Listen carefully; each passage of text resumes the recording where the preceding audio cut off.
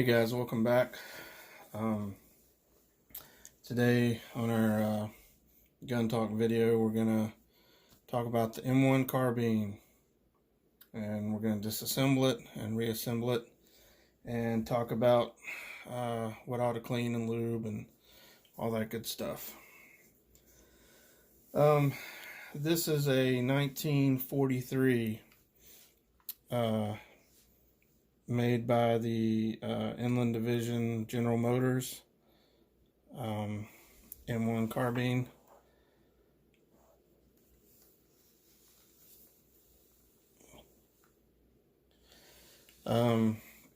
This one is a little different than a lot of them I've seen.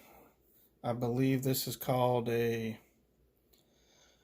there's several different types of the World War II variants, and I'm not talking semi and full auto. That came later, I believe. But they call them type 1, 2, and 3, I believe, and it has to do with certain features. This is, I believe, a type 2, if I'm right. I have the push button safety versus toggle flip switch, and I am lacking a bayonet lug. The bayonet lugs were made standard in, I think, early 1945, and the toggle switch safety, from what I read, came about after World War II as a standard. There may have been some issued with it later in the war, but the field reports coming in were that upon contacting the enemy, there were a lot of reports of guys reaching up with their finger to hit the safety to take it off, and they hit the magazine release instead. So they remedied that late in the war, I believe, and obviously for Korea and later Vietnam. So, but the early sight should be a 2-position L-shaped flip sight. I think it was graduated out from like 150 to, one was 150 and then you flip it to 300 yards, something like that. So I have the later adjustable sight and early safety and no bayonet lug. So I think that constitutes a type 2, if I got that right. I think type 1 is everything's original. Type 2, you got at least 1 or 2 of the new things, and type 3, everything's updated. Again, I'm no expert on any firearm by any means, so if any of you M1 fans out there hear me say something wrong, please politely correct me in the comments, because I like to learn. So anything y'all can tell me about these guns will benefit me, or anything I do wrong in this video will benefit me, and then I can pass it along to everybody else that's interested. So, first things first, this is a pretty straightforward weapon to disassemble.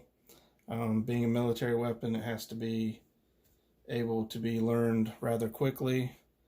You got, young kids and people who've never handled a firearm, excuse me, have to be able to field strip this thing and clean it at any given time. So military weapons are usually the easiest to take apart.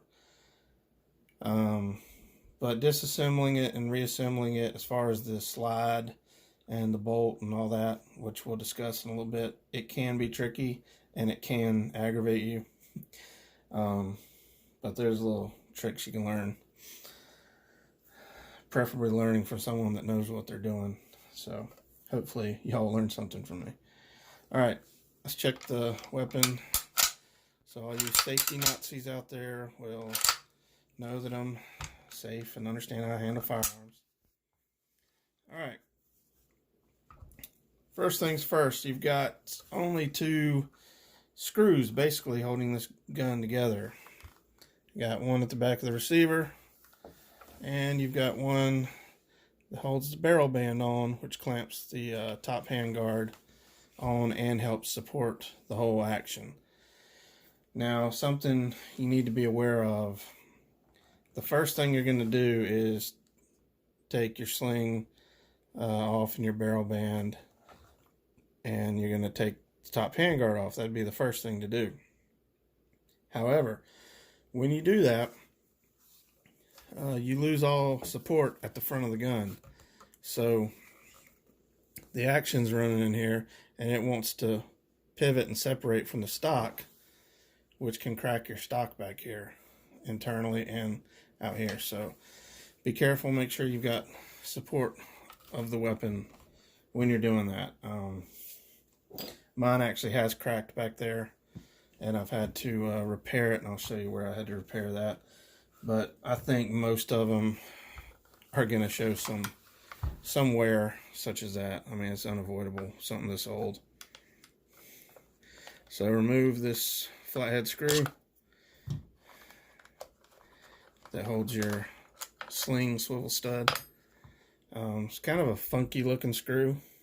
It's got a odd shaped head to it.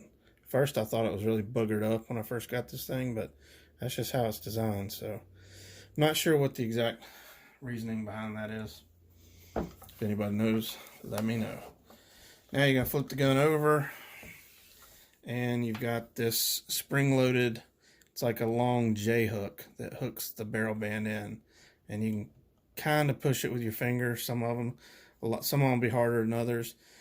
This one I can't quite push it down enough to get this without some type of a tool assistance. Now you could use your screwdriver if you want to slip and gouge the wood or scrape the barrel or whatever. I would not suggest it. What I've found, excuse me, guys mentioning on some of the forums about these things is you can use the metal end on your sling. You could use the snap, but I found that the snap's almost too wide. It rubs into the wood and boogers the wood a little bit. Or you can use this, and either way is good. I find that this metal piece is very soft. In fact, taking the oiler out of the stock, you have to fish the other end around the oiler, and mine was just barely bent on one end, so I couldn't hardly get it out, and I just used a little pair of pliers, and to me it's just too malleable. I don't want to be using that as a tool.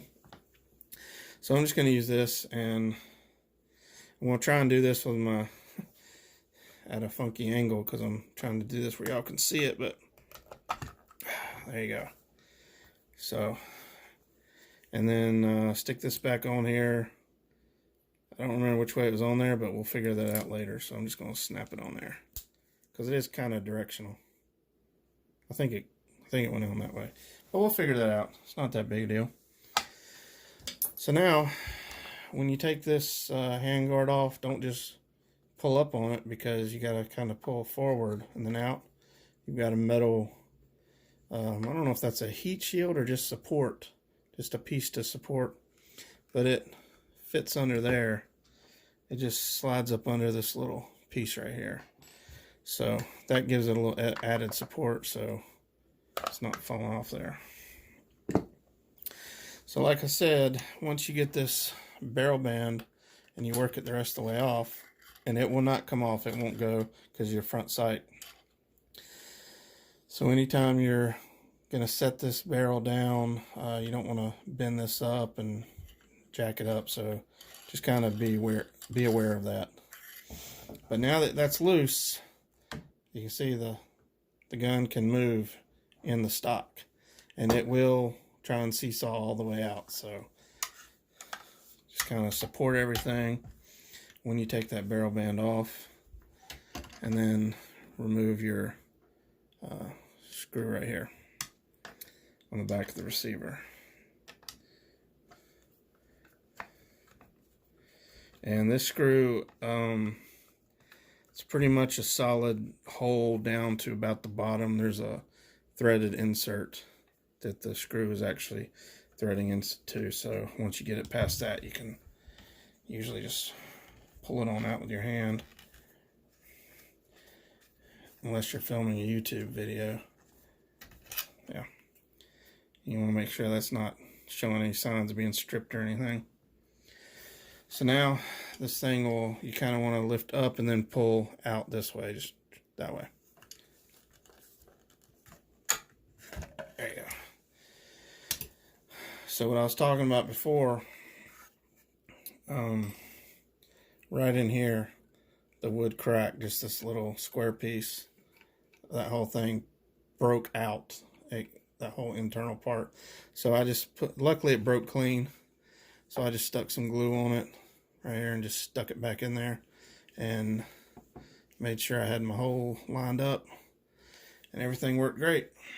I was lucky because I didn't know how well the receiver would sit in there without that support. I really don't want to get a new stock for this thing. This one has a P stamp, which is a proof mark that it went through an arsenal rebuild, at least one. I don't know.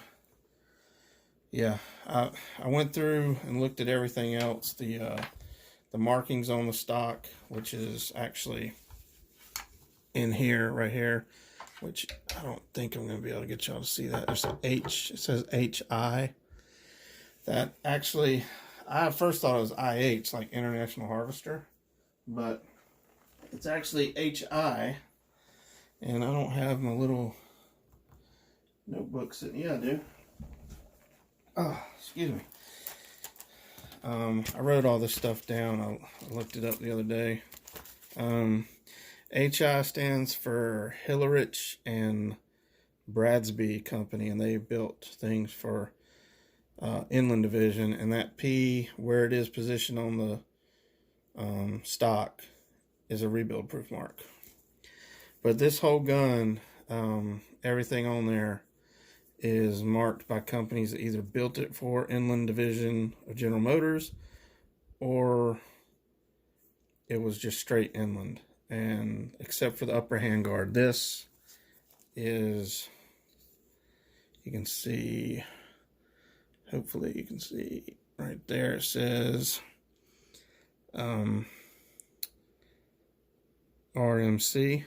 RMC stands for Rock-Ola Manufacturing Company. So this is the only non-General Motors Inland Division part on the gun. And the only parts I haven't looked at are, I think, the safety. I think it's got a stamp on the inside in there if you get it out. And there's one other, maybe the sear. But I mean, all of this is Inland. The hammer's Inland. The magazine catch, all that stuff is in. Everything's Inland, so I don't see why that would be. But you never know. I could have another couple oddball parts. I've got two. Well, it's hard to see these little tiny little P stamped on the barrel. That means this barrel was proof checked or quality checked twice. And I think this barrel may have been part of, there was a whole program they had where if certain contractors made way more barrels or way more slides or way more trigger groups than they needed, they had a government like free issue program, and they would send them out to the other guys if they were falling behind, like if they had a machine break and they couldn't make any more slides, but international, IBM had a whole bunch of extra slides. They would send them, and the government would, like, I guess fund that or whatever. It was a kind of like our own internal Lend-Lease program or something. And that way nobody fell behind. And so if you were making a bunch and everything was working good, you made as many as you could. You didn't just stop where your order said to stop, if that makes sense. So that could be why I have two checks, because it could have been made by a contractor for Inland, which this one was. The barrel was made by, let's see, it was made by Brown Lip Chapin, and that's right there, Brown Lip Chapin, and they made those for Inland. So They could have made a bunch of them and they proof checked it, and then they sent it to Inland and they checked it themselves. And on the bottom here, I've got a couple other little, these are called Inland calligraphy, because Inland Division had more proof stamps and marks than anybody else, apparently. So I've got like some weird little P's and marks here, some little thing that kind of looks like a funky state of Texas. Nobody knows what that means. They had their own internal marks, is what I'm saying. So that could have been one inspector's mark. On here, I've got a number 3 and what looks like a backwards P.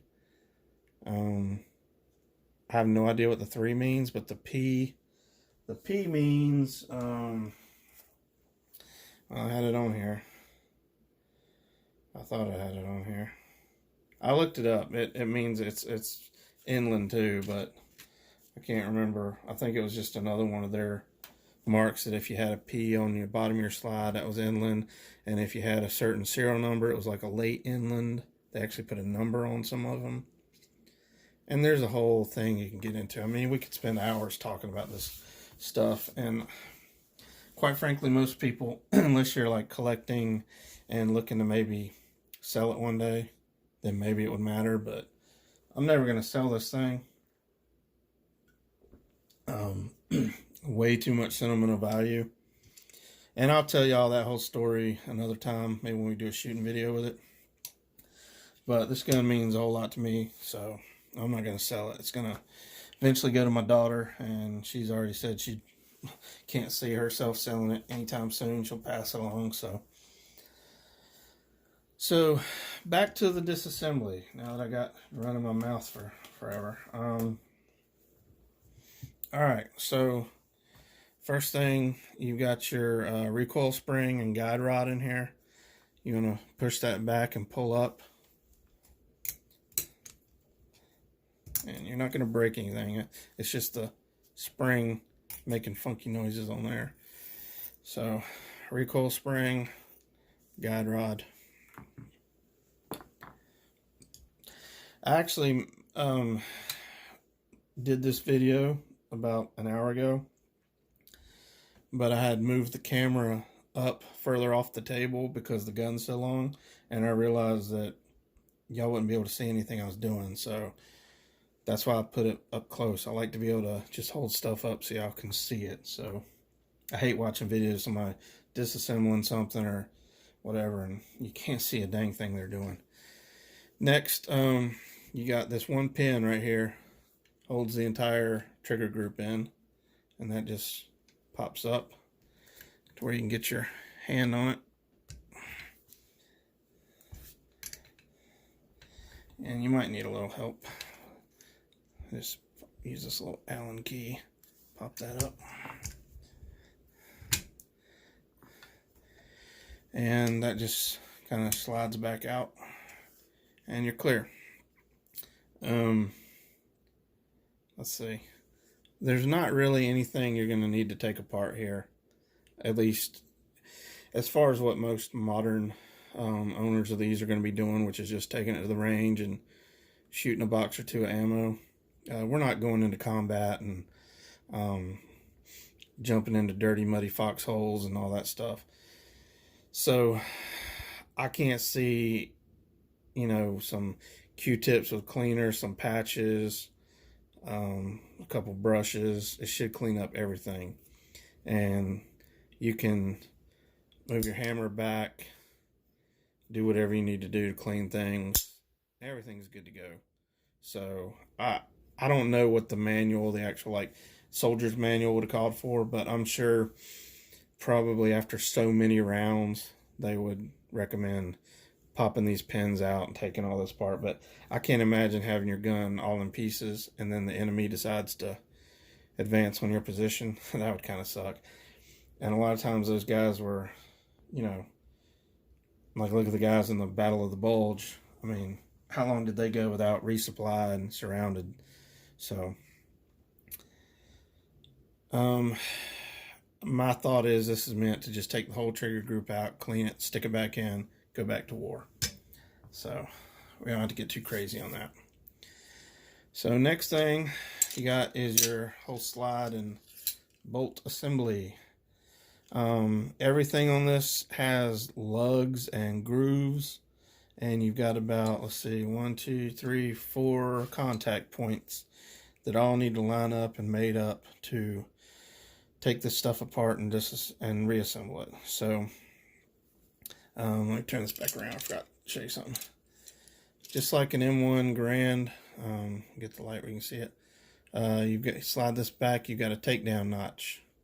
If you slide it all the way back and push this down here, this little button, that's your slide lock back. So if you're pulling it back to clear a jam or something like that. But that's your takedown notch. So get that stupid barrel band out of the way. Told you it gets annoying.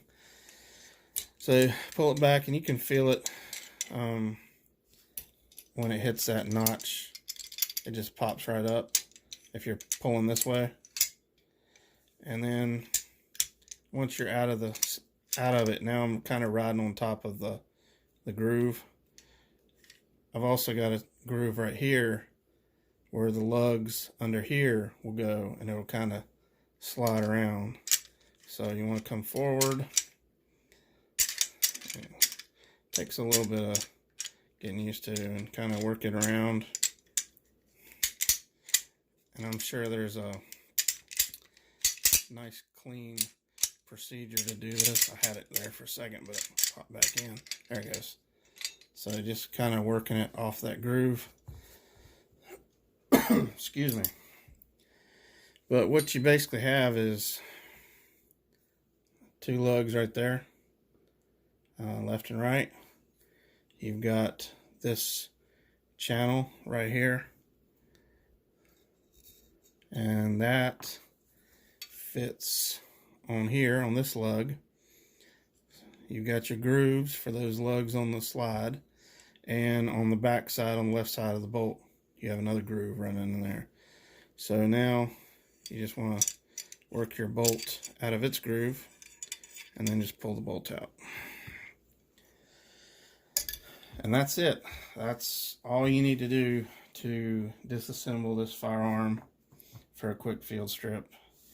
Cleaning this gun. Okay, there's absolutely no one has put a video that I can find that's worth a dang on YouTube about cleaning one of these. There's a million of them on the Grand, the 1911, and any other gun. But every video on the M1 seems to be just disassembly and reassembly. So I'm going to walk you through it. Again, I'm no expert. So if y'all got some tips, let me know. Obviously, you're going to clean all the carbon buildup and crud off your bolt face, under your ejector. Try and get some focusing here. Clean all that stuff up.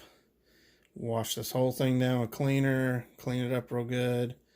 Make sure everything's firing pin's moving. Trigger group, same thing. Clean it with some good nitrous solvent or ballistol, whatever you have. Let it soak a little bit. Clean it up with some brushes, patches. Get as much of the gunk out as you can. You'll get a lot of buildup right down there. Actually, you can still see a lot of that's dust from the rags and stuff I was using because I ran out of patches. So I had to make some t-shirt patches. But trust me, it was way worse when I started cleaning it the other day. So that's actually really clean.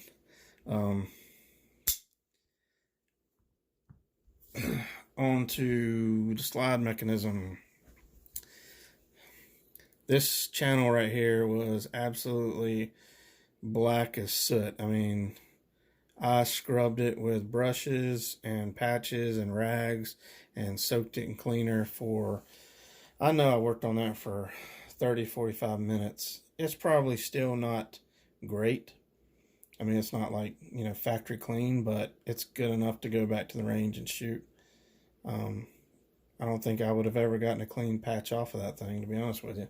But they started out being just as black as this, and then they were just kind of slightly dirty. So I think I did pretty good. Chamber, obviously, you're gonna get a lot of buildup right in here. Focus, there we go. A lot of buildup right in here, all around the chamber face. You'll get some buildup in these grooves for the bolt. You get a lot of crud and grime in the slide groove where it rides. Obviously, barrel, clean that out. Nitro solvent, patches, maybe run a bore snake through it if you got one. This right here, this is your gas block. Just think like an AK-47. It'd be on the top of the barrel, right? With your top handguard here. So it's basically kind of the same principle. Bullet shoots out. There's a drilled hole, shoots through there, and this piece actually pops out and back in. It's like a little cylinder there, and it pops out and smacks this and helps assist this back to chamber the next round. So it's not really yeah, I guess you'd call that a recoil piston driven system, gas piston. I don't know what the exact term is. I'm drawing a blank. I mean, I know I've read it, but yeah, like a gas piston. So it's pretty amazing. I mean, it only comes out like a little bit, and I can't like move it. I can't like pull it out and move it. So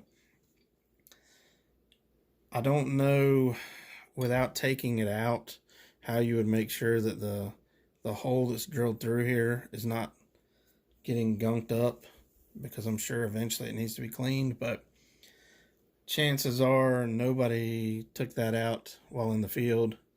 Maybe they did when they were back at, back in the rear echelon or something, but take it to the armor or something like that. I don't know, but I don't have a proper tool to take that out, and some of them I think are like peened in, things like that, so they're secure, so you can't take them out easily. So I wouldn't worry about that.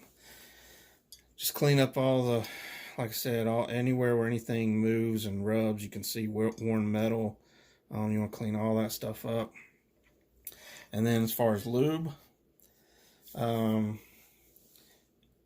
go with the M1 Grand rule of thumb. If it rotates, oil it. If it slides, grease it.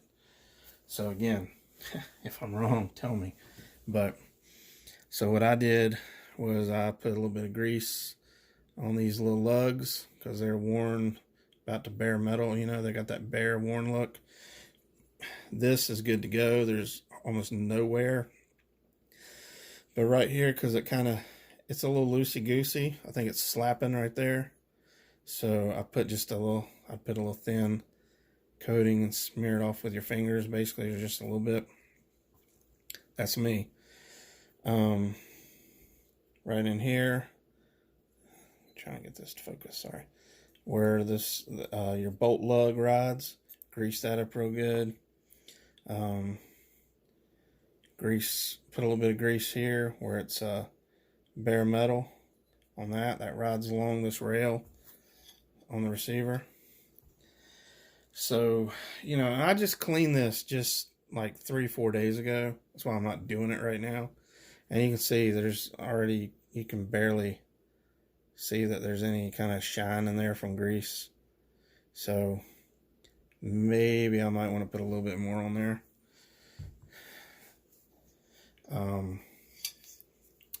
Here where the slide rides, I mean, see, that's pretty shiny, so that grease is still in there.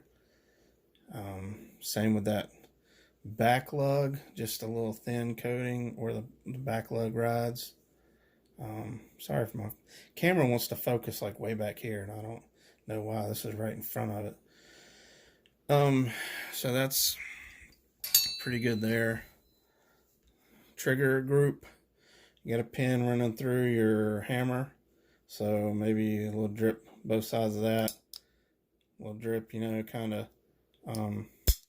work your hammer back and forth, get that oil down in there. Same with your trigger. It's got a pin. So anywhere there's a pin, it's pivoting on that pin. So drop a little bit of oil down in there. There's nothing else. I looked in there with a flashlight kind of down in there. Nothing's really rubbing or contacting anything. You've got a sear. The trigger sear is back down in here, I think. Yeah, right down in here. So without taking it apart, you can't really get to where it contacts the hammer and everything, but I would just drop some oil down in there.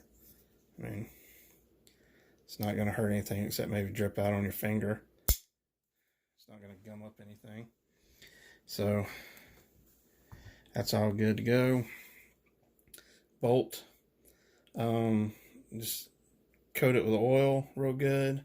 And I would put just a dab of grease around this, sorry, again, it's out of focus, around this lug, and just a little bit on this lug, because those are constantly just metal to metal contact. So, but it's spinning too. You got to remember this whole action rotates. So you can see where it's worn. You want all that lubed up real good. Guide rod, lube it up real good. The spring is constantly riding back and forth on that. Maybe take a little bit of oil on your fingers and run along the spring. And that really should be it, guys. There shouldn't be really anything else. It should take you about, 2 or 3 minutes to lube this thing up. So now, let me take a drink right quick. All right, let's put this bad boy back together. This can be a little bit tricky because, like I said, when you're putting, first couple times you do this, it's really aggravating.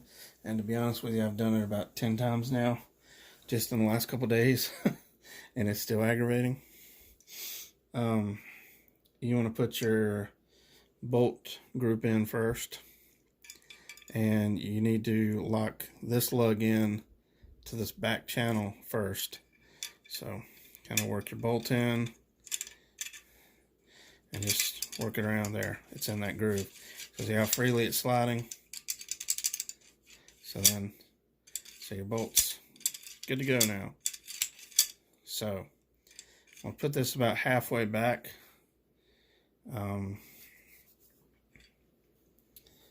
Now, you're trying to line up the lugs on here with this little takedown, takedown notch. You're trying to line up this part of the slide up on this groove. So you're trying to connect like 4 pieces all at once. And the easiest way to do it is kind of get that to grab that lug first right here. I'm not even connected down here. Grab that, then kind of come forward a little bit, work it around a few times till you get seated. So it's hard to really show y'all like what I'm doing there, because it doesn't seem like I'm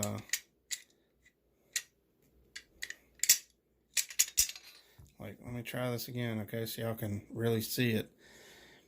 Once you get the hang of it, it's easy. Like it went so easy that time I was done before I was even describing it. So you want to catch that top lug first, and then just kind of twisting the action while you're holding this piece on that takedown notch, and then you're good. And just kind of work it back and forth a few times. And actually, I feel like I'm not, there it goes. I wasn't completely in the groove on this other side, I think. That's why it was binding up a little bit. But now it's just buttery smooth. So that's good to go. That was a lot easier than the first few times I tried that, let me tell you, because I was trying to do it with the lug down here, with the lug straight up. I could not figure out how to do it. I was trying to put this on first and then the bolt. I don't know what's the easiest way to do it, but that works excuse me, that works pretty quick. So, all right, next, let's go ahead and put in your spring and guide rod. Guide rod is directional. This end toward the barrel, this end toward the back of the receiver. You got a little hole right here. It runs along this channel. Slide your spring in there. Got a corresponding hole on this side. And now you're under spring tension, so be careful. You got kind of, there it goes. There you go. So now you want to check your slide operation.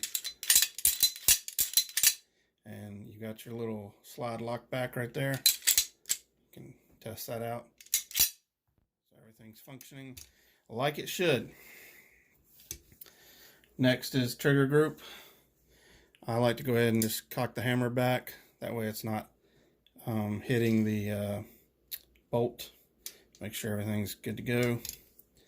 And you're just gonna, you got little grooves back here cut out. So I don't know if I can really show that to you. Barrel's too long, but it's gonna go into that right there, those little grooves. So you can come forward with it and just use your hand right here to line it up where the pinhole is. Just stick your pin back in there. And now your trigger group's in. Now we're good to go. Let's see, before you went any further too, you could put a magazine in there and just make sure that the magazine release is working, that you didn't gunk it up or anything. So it's good to go. And for all you safety Nazis, yes, I didn't chamber around.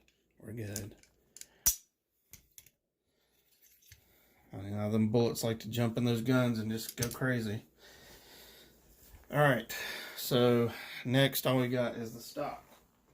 Now, I'm going to go ahead and put my mag pouch on here because I took it off the other day and I keep forgetting to put it back on. So I'm going to take these magazines out, excuse me. And this basically just feeds on from the front of the stock. Pretty self-explanatory.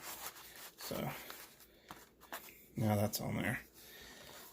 So now you're going to take your action and stick it in there. Remember what I said about it. You got to support it so it doesn't go doing the seesaw accordion thing and tear up something. Because it would suck to have a really nice example of one of these and then all of a sudden you got to go buy a replacement stock. That would not be cool. Now if you'll notice, when I put this in here, it's flush right here, okay? Once I get that screw in there, it's going to pull down a good little bit. I don't know how much, a little, 1/16 of an inch or something. So sometimes I can get it to where almost like it wants to seat down in there. See, it's not wanting to do it today. It's just wanting to be a little aggravating. So I'm going to just hold that and I'm going to start my screw down in there. And I'm not going to tighten this thing all the way up because I don't want to bind anything up. So I'm just going to get her started. It's kind of a little awkward one-handed, but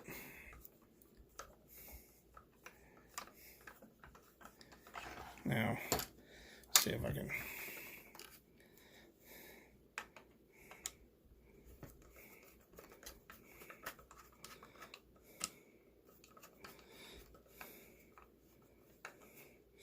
All right, so I'm not going to go any tighter than that right now. I'm going to get the barrel band back on. So, upper handguard, don't forget that little piece right there, goes up under there. Lock that on, and then your barrel band, slide it on. You got to push this piece down, so I'm going to have to lay it down where y'all might not be able to see very well, but just get it started. Your barrel band over that clip. and then hold everything together and pop it in, make sure it's seated good. So now I'm going to go ahead and finish tightening up this screw, and y'all will see what I mean about it kind of bedding itself down into the stock a little better. See, it's not quite flush anymore right here. So now you got your stock. Make sure you don't have it twisted. Make sure everything's the right way. And I think, let's see here. I think it goes, yeah, I don't really know which way like is correct. You know, whether it's this way or this way. I think it's, let me see. I would think you would want it this way so it's kind of clear of the gun. Because if you turn it around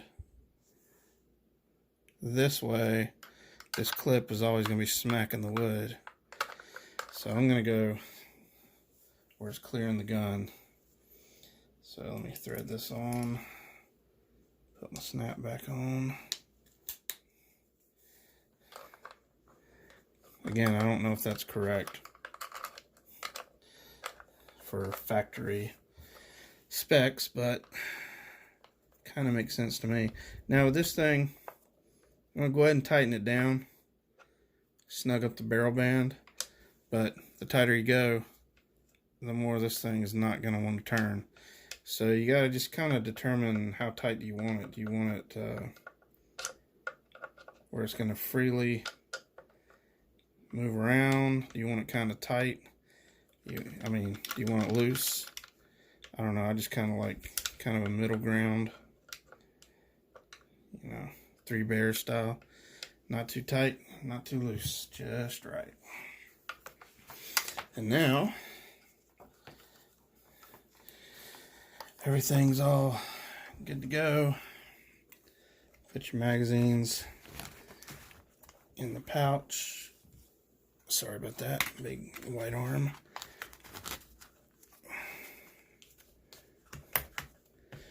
And that's maybe an original 1943 pouch. I'm not sure. I don't know if it's a reproduction or if it's original, but it's actually marked on there. Laird Schroeder or Schroeder with a, I don't know, it kind of looks like a bee, doesn't it? In 1943. So I haven't looked that up, so I don't know if that's an actual manufacturer of them back then or if this is a reproduction. But I'll check on that. But I found that at a gun show maybe a year or so after I got this, and I just kind of felt like it was a little bit of destiny that the first one I pick up says 1943, and that's the year this beautiful piece of hardware was made. So this video has gone on way long enough. I hope y'all learned something, and I hope I answered any questions y'all might have had through this video. I think I covered everything. So yeah, just get out there and save these awesome relics of history, man. They're not making any more of them, and we need to save them and shoot them. Don't just make them safe queens. Get them out there, shoot them, and teach our next generation all about these and the history and why these guns are so important. And so get out there and shoot often, teach the next generation how to shoot often, and how to clean and respect firearms. Till the next video, thanks for watching.